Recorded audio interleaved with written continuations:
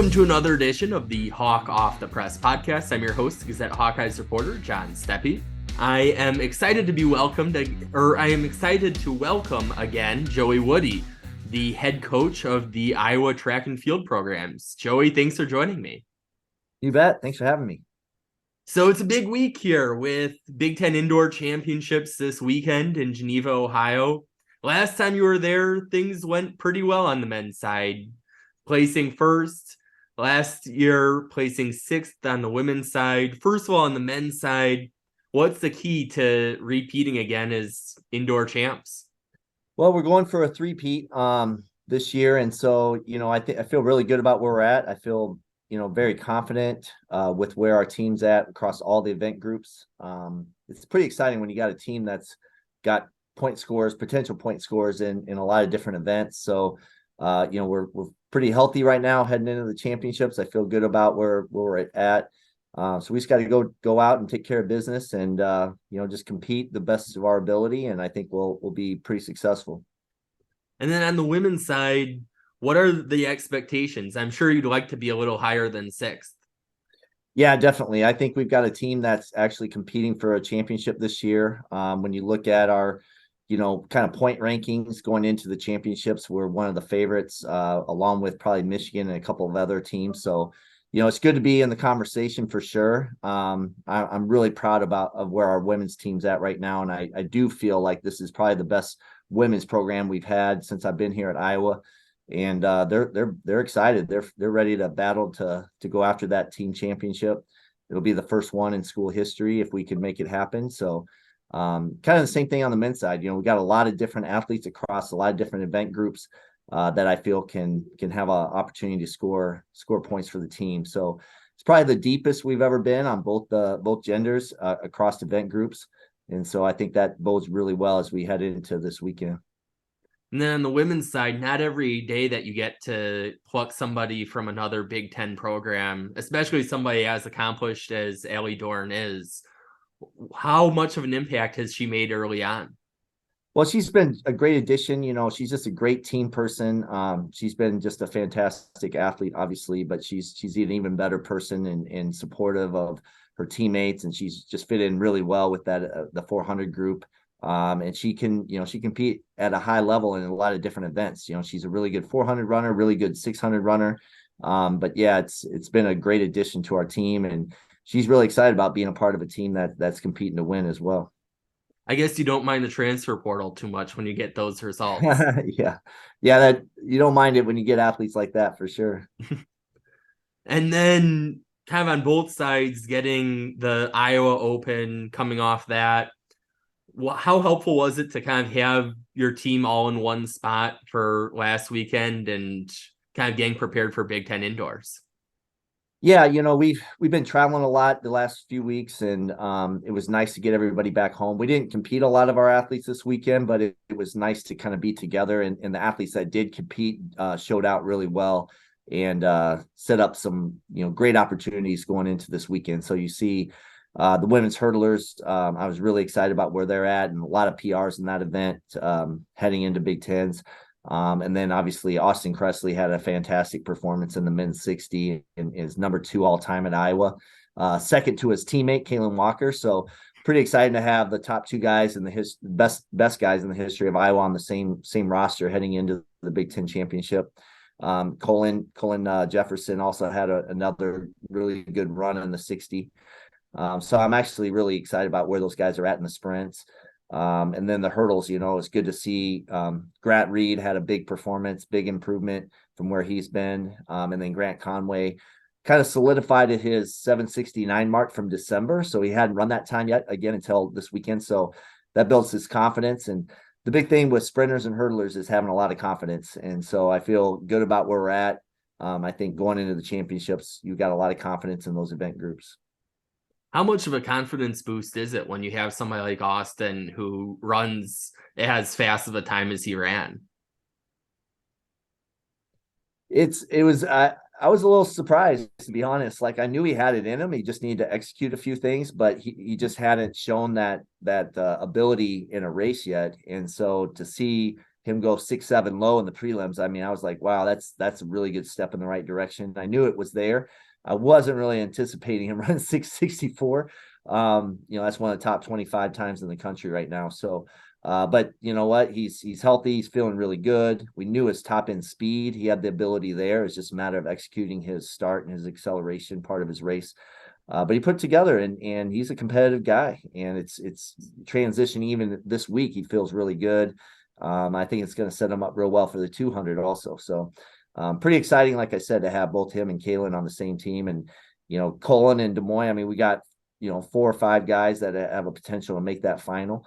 So I'm really excited about that. And then obviously those guys in the 200 as well. And then who are some of the athletes that you've really seen kind of take the jump since last year outdoor season to this year's indoor season? Yeah, if you look at last year, Paige McGee had a great outdoor season in the 400 hurdles and was coming off of an injury from the year before.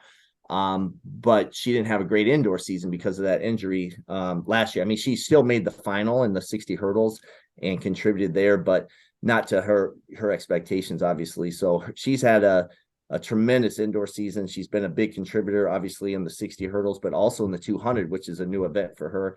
And she's ranked in the top 4 or 5 in the conference right now. So she's had a big breakthrough. Marina Beebe's just been a very consistent 60 hurdler for us. And she's been, right on the cusp of a big breakthrough, I think, these last couple of meets. So she's run 8:11, which is top 20 in the country right now. I think she's got an 8:0 type time in her. And same with Paige as well. And then even like a girl like Natalie Harris, she had a big breakthrough running 8:5 in the hurdles.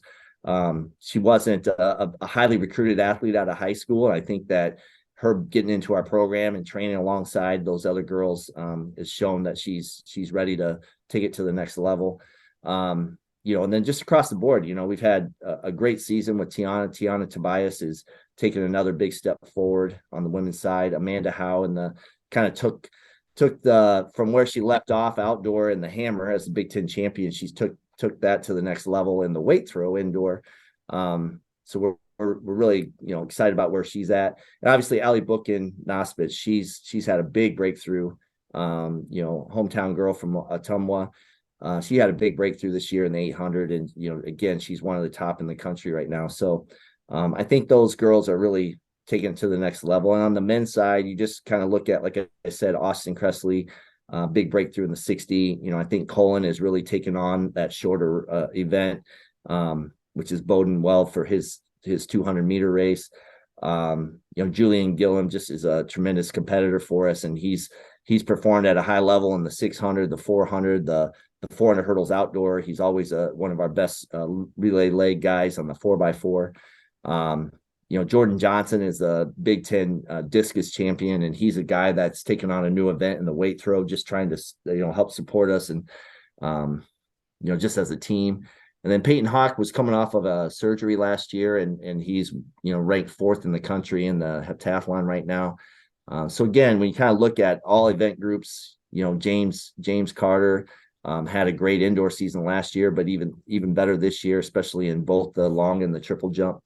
And then a guy that's also had a big breakthrough, I think, is DeAndre Stapleton, who's become a great jumper for us, but he ran the 200 for the first time all year, and he's ranked top 8 in the conference. So I think it's pretty nice to be able to have those guys, plus just our guys that have been stepping up every single year these last couple of years. So I feel really good about where we're at. When you have the depth where you're able to talk about some of these guys that you maybe wouldn't be able to talk about that many in other years, does it change your approach much as a coach? You would think so, but we have so many competitive athletes. Like, you would think maybe we just pull back and just focus on one event for an athlete, things like that. But I'm trying to talk kids out of not doing more than one event. I've got athletes that want to do 3-4 events to help the team win. And I love that about our program. I love that about our team. But at the end of the day, we're just trying to keep kids obviously healthy so they can compete at their best, but also when you're trying to win a championship, you kind of have to do everything to make it work. So I love that about our team. They're all focused on each other and competing to help this team win the championship, both of the men and the women. Paige McGee said, "I'll run the 3K if you need me to, coach. If I can score a point, I'll do it." And I'm like, "Well, hopefully we don't need you to do that." But she's been a figure in the 60 hurdles, the 200, and then this year also running on the A 4x4. That's number 2 in school history. So I think that's exciting. And then you got someone like, I didn't even bring up Audrey Bierman, who's had a breakthrough freshman year, just tremendous performances in the 400. And every time she steps on the track, she's running faster and faster and running PRs. She's ranked top 8 in the 400 right now as a true freshman, which is really impressive. Wow. Then I'm sure your mind is probably as much 100% on indoor when you're this close to indoor championships. But give me a little bit of a preview of the outdoor season, what you're looking to see, and how you expect that to shape up. Yeah, I think the indoor season really sets up the outdoor season. And so, knowing that we've got a competitive team that's competing to win both the men and the women, I think it's going to set us up real well for outdoor. I actually think we're a stronger outdoor team. I think the events outdoor are better for our program. You got the 4x1, the 400 hurdles, you got the discus, the hammer. I mean, those are big events for us. We got some really good javelin throwers this year. So a lot of the outdoor events, I think, are much better suited for our program. So I'm even more excited about outdoor. Well, thanks for joining me, especially on a busy travel week. You bet, John. It's good seeing you. And thanks to our listeners for tuning in to another episode of the Hawk Off the Press podcast. Until next week, we will talk Hawks later.